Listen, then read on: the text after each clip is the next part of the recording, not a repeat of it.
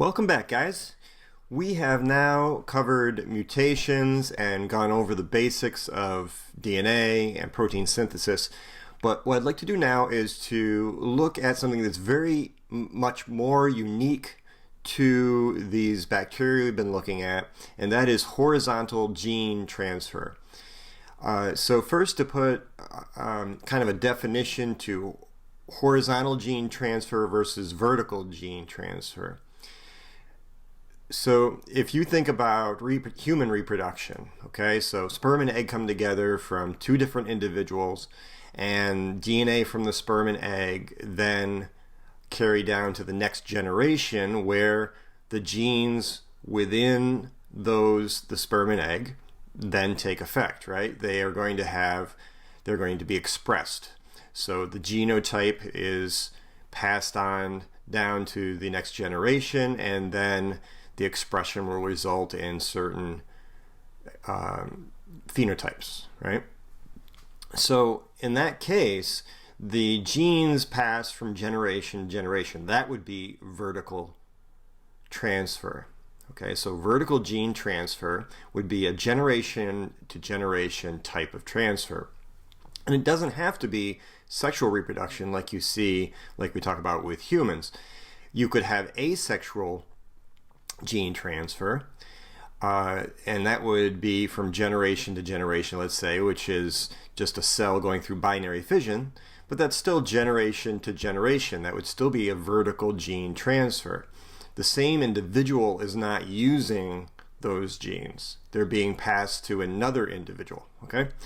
So with horizontal gene transfer, we're talking about, in this case, 4 types of horizontal gene transfer where whole genes can be passed from one organism to another existing organism, and that other existing organism can then utilize those genes and express those genes. All right, so this is really powerful. The 4 different types we have are transformation, which is a naked DNA transfer. We're going to go over each of these one at a time, okay? But so just to introduce the names. Transformation, which is naked DNA transfer. So there's nothing, there's no particular process that's in place for this to occur. This could just be a remnant of a piece of DNA from a dead cell, all right? Or it could be something a little more sophisticated, but it's just a piece of DNA. Conjugation would be genetic exchange using pilus, like the pili that we talked about before, where there's an intentional bridge, a little tunnel, a little cylinder formed between 2 cells in order for genetic information to pass. There are transposons. Sometimes I'll talk about transposition as a process.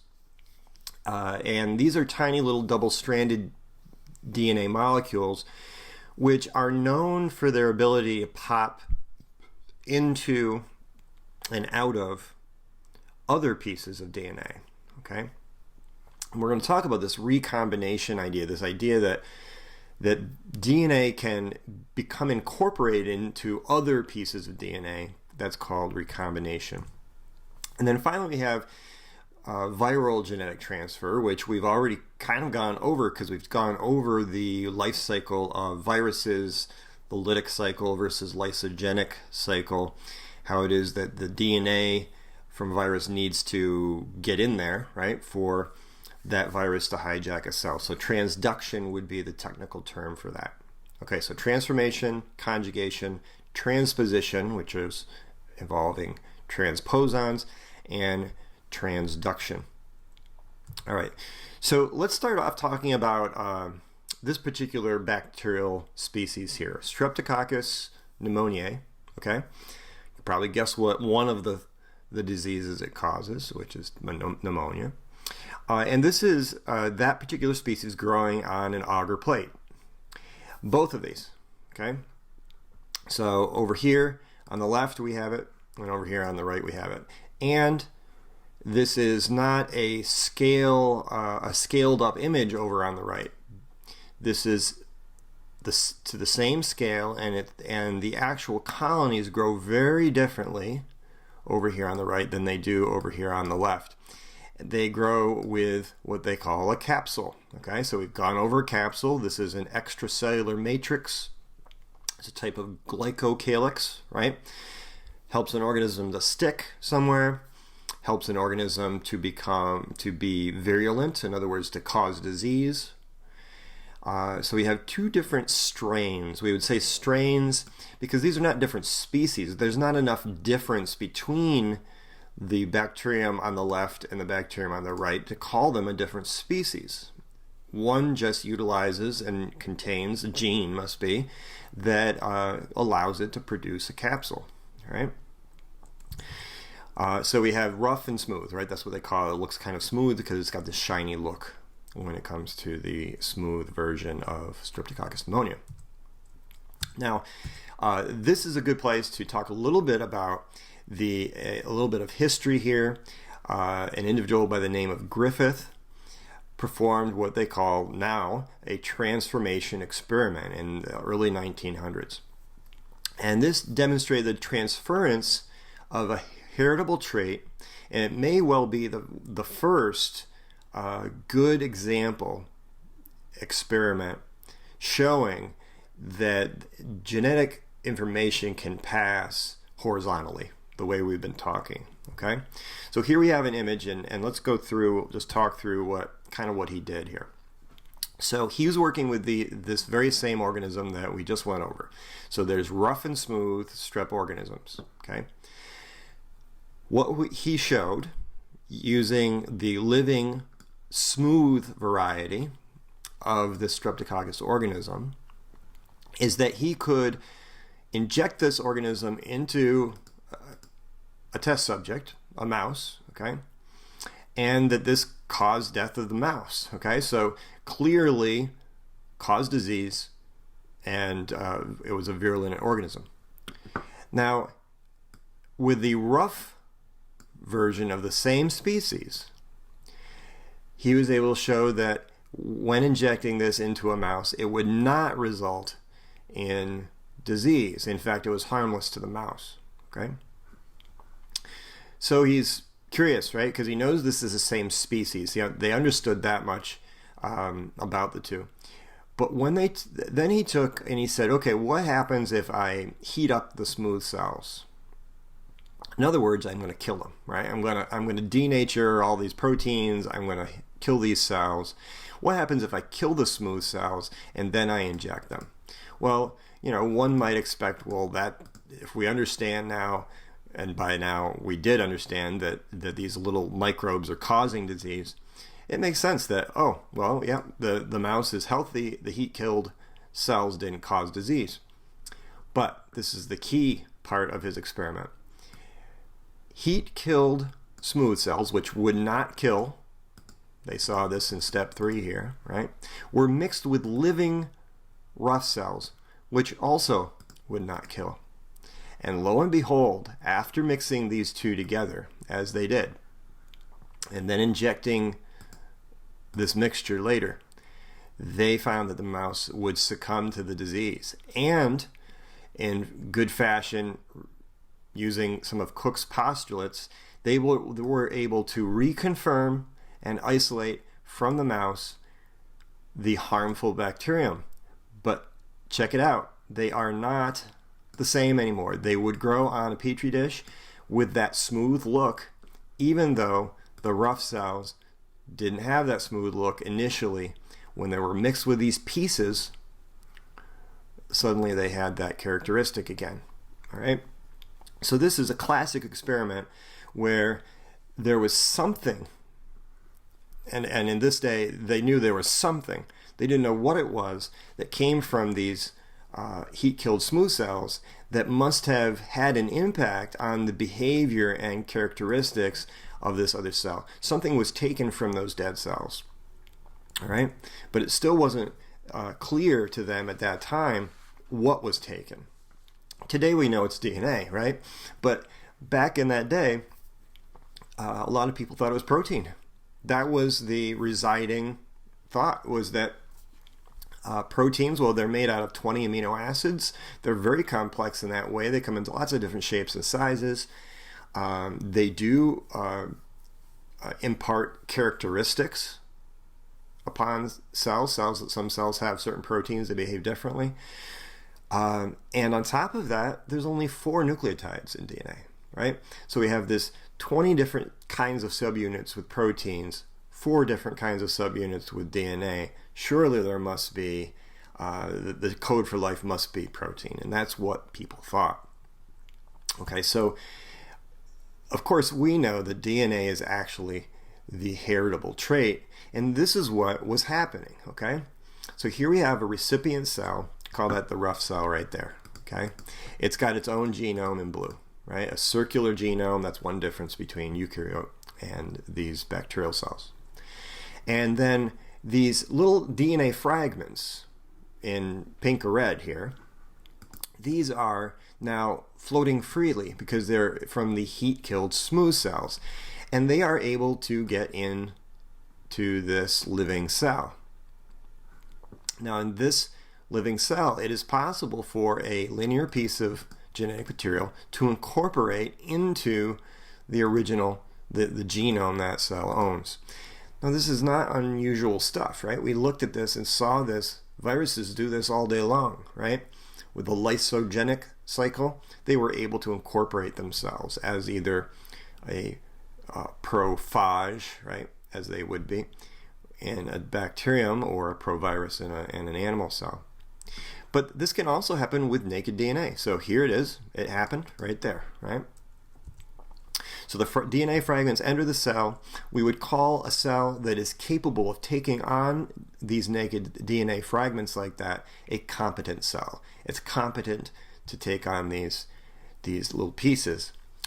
Now there are certain phases of culture growth that are more actively going to take in DNA like this. An actively growing culture, so a culture in log phase, exponential phase, right, are more capable of taking in pieces like this in general.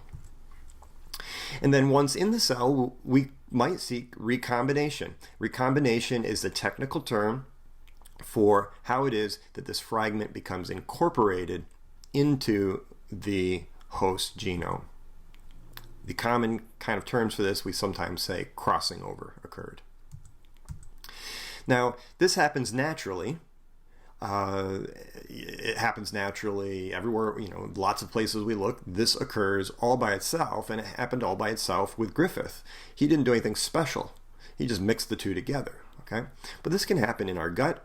This can happen in our own ecosystems. But if we want to help that to happen, we can.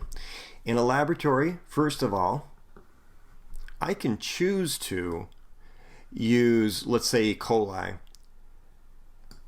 I can do a few growth curves. I can know exactly when E. coli is in its log phase, and I can use cells in their actively growing state. So I can choose that, okay? I can also introduce little pores in the membranes of bacterial cells, and one way to do that is to shock them, okay? We can shock them with electricity. It can help this to happen. Sometimes shocking them with a sudden warm temperature and then going back to a cold temperature, those kinds of shocks can also work. And also adding calcium chloride to a solution will help. We want to remember that all of the DNA here has a phosphate backbone, and that makes this a negatively charged molecule. And it so happens that the peptidoglycan is also a negatively charged molecule, or negatively charged structure. It's going to be hard to get negatively charged molecules up close to a negatively charged cell wall. So what calcium does, calcium is actually a positively charged ion. Calcium will interact with the cell wall. And when it does, calcium interacting with the cell wall here will neutralize that cell wall. So it's not going to be as negative. In fact, it will become more neutral, and these negatively charged DNA molecules can get closer and make their way through these pores that we open up. Okay, so 3 big ways we can artificially affect this. Consciously choose cells in log phase, shock them somehow with electricity or heat, and have a calcium-containing solution that we are working with. Okay, before we go any further, I want to make sure that we understand what recombination really is. All right, so let's look at this image here. Let's say that we have this linear piece of DNA. So here's the linear piece of DNA. It could be that little piece from the smooth cells we killed, those heat-killed smooth cells, right? So this is a little piece of DNA from the smooth cells. And here on the other side, we have just a small loop of what's much larger inside of the rough cells, right? So inside the rough cells, we have the genome, and here's just a little loop of that big genome, okay, big circular genome. Now, we know that the DNA here is going to be made of nucleotides, right? And they're going to be paired up, G's to C's, A's to T's, right? We're going to have the anti-parallel idea. And it's possible that there could be similar sequences of DNA within the linear piece as there is in the bacterial genome. So here we show that kind of example. Maybe the pieces on the end of the linear DNA look like this, right? AATTC, and they don't happen to have a complement piece on the other side. Remember, these are destroyed, right? Heat's going to destroy a lot of these hydrogen bonds. So on the other side here, on the living cell, the rough cell genome, we have a similar sequence, right? If we were able to break this up, so let's say we broke this apart like so, all right? Some of those pieces that you see here, if it were to break apart, could join up with that linear piece and become one, okay? So this can actually happen, right? And then become one big piece. And that would be a recombination event, okay? This doesn't just happen with linear pieces, by the way. This could happen with a little tiny circular piece that enters into a cell, right? So just make sure we understand this whole recombination thing. All right, a second way that DNA can be passed horizontally within the same generation is through conjugation, through the formation of a pilus. Remember, I was kind of joking with you guys about penis pilus and the idea that there's genes being passed, right?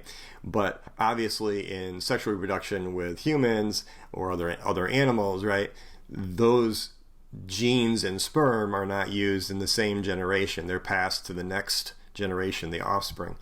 In this particular case, here we have a little piece of DNA separate from the genome, okay?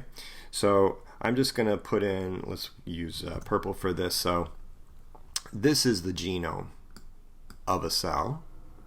And down below this, we have, in yellow here, we have a plasmid, okay? So we'll change the color so we can see it here. So here we have a plasmid, okay? And in this particular conjugation event, two cells get real close to one another, okay? A pilus forms between the two. And then here you can see that DNA from the pilus is actually snaking its way over into the other cell. So here it is now in the other cell, okay? Now, how do you get this to happen? There are certain conditions that have to be met. So first, usually the researcher in the laboratory will turn all the lights down low and put on a little bit of berry white, and then not really, but these two cells get real close, right? And there can be an exchange like this. Now, once in the cell, very much like you saw with transformation, conjugation can then have a recombination event. So here we see that happening, right? So now that recombination idea that we talked about just on the previous couple slides, that will take a place in that location. And now you have an incorporated piece, right? It's been recombined. Now every time that this particular cell goes through division, through binary fission, right, it's just going to carry on those genes. Now in the case of the rough and the smooth cells, the DNA that got in transformation actually carried the genes for the capsule, right? So that's how it got that ability. Well, in this case, with conjugation, it's very similar, okay? We can have whole genes contained on these plasmids that give certain capabilities to the cells that get those plasmids. All right, so let me show you one particular kind of plasmid. Here's a plasmid, and this particular plasmid has, let's find some parts to it. It has an origin of replication. All right, so what does that tell you about this particular plasmid? Origins of replication are found in many places on linear pieces, on linear chromosomes in animal cells, and they replicate that way. They're found once on bacterial cells. Bacterial cells have one origin of replication, but it's still the way DNA replicates. If we find origins of replication on a plasmid, that means it can replicate itself. So you can have several plasmids due to the fact that it replicates on its own within a cell. We also find what is called the origin of transfer on a lot of plasmids, and that is where the plasmid will begin spinning off new DNA and replicating new DNA as it sneaks over into an adjoining cell, into a conjugated cell where they're attached by a pilus, all right? And you'll notice that there are actually few genes on this. In particular, this plasmid has a gene for pilus. So, imagine that. Two cells are joined up. Let's say this plasmid snakes over through the pilus to the other side, and now it's contained in both cells. If that second cell did not have originally the ability to make a pilus, now it does. Okay? So this is a powerful kind of capability. What if an antibiotic resistance gene passes? Huge, right? Now that cell can survive in the presence of that particular antibiotic. All right, so let's call it quits for talking about horizontal transfer. We have two left to do, and what I'd like to do next, in the next clip, we're going to talk about the different kinds of plasmids that exist.